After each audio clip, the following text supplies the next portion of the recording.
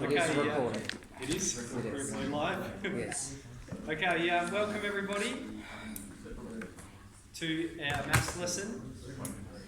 So, the first thing I want to say is tomorrow we are in lab 601.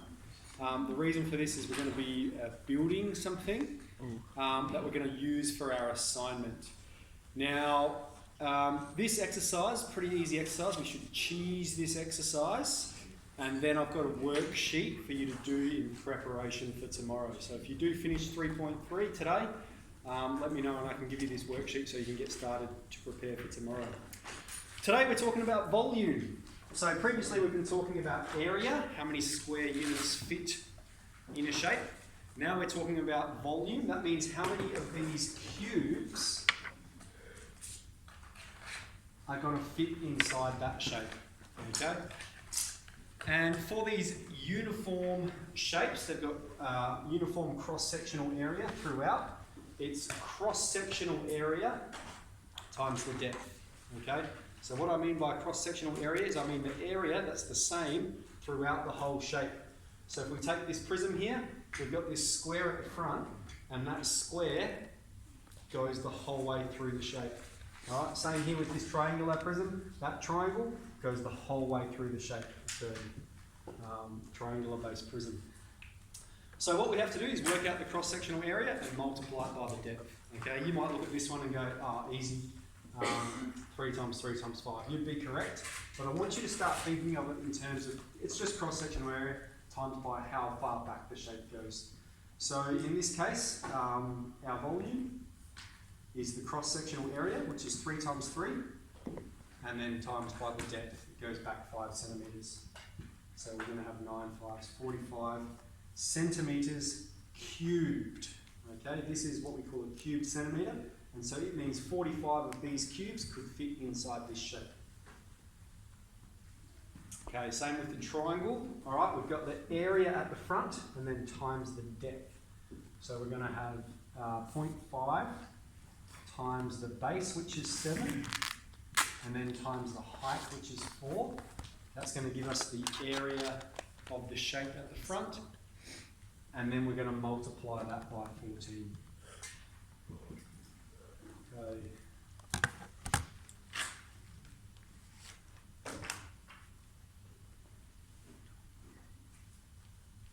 Squared.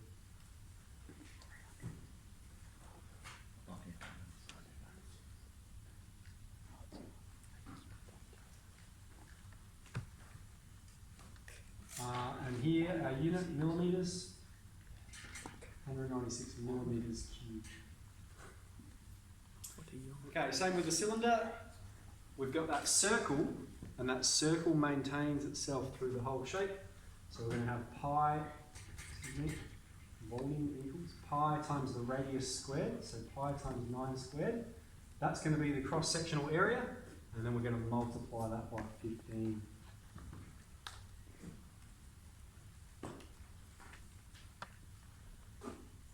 So 1,215 pi.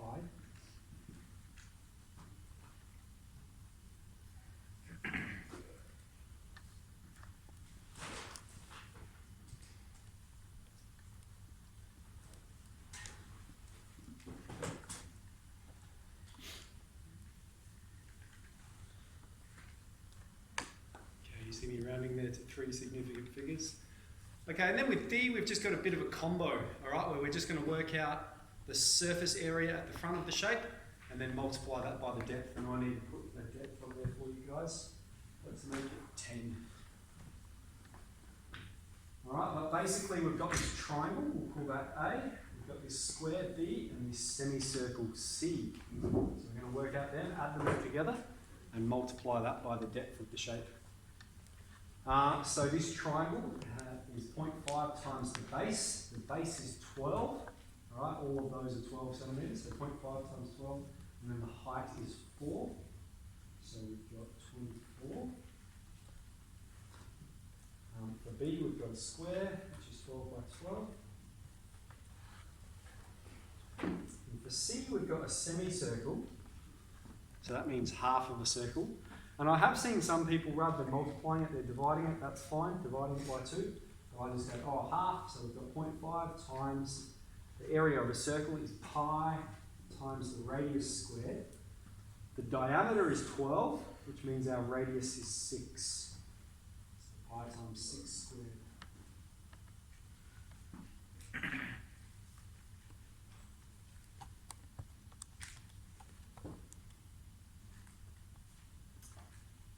Pi.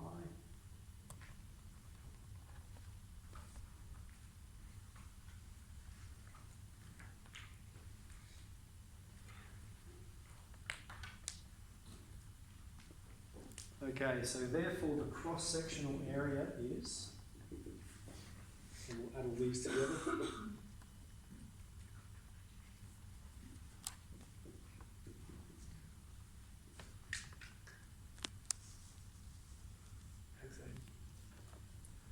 And the volume is cross-sectional area times depth.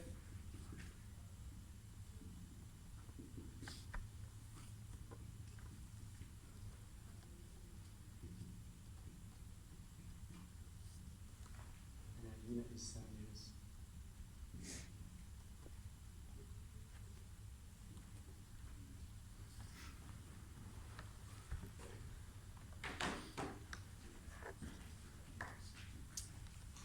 Alright, so 3.3, let's get into it.